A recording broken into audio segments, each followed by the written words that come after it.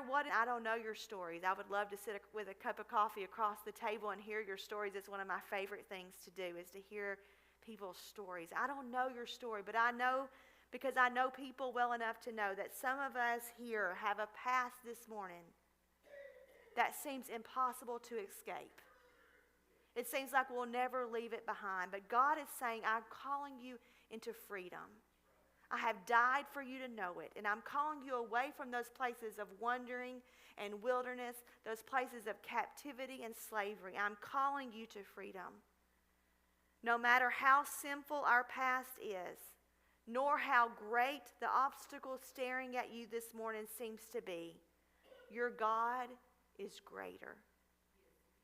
He is calling you into a place of great promise and purpose. Finally, I believe the stones remind us that we must never forget. We must remember to remember. It's easy in our culture, it's easy in our pace of life and the things that we crowd our lives with. It's easy to become disillusioned, to be overcome by pain and to be overcome by hurt and suffering and betrayal and brokenness. And we all will experience those things at some point in our journey.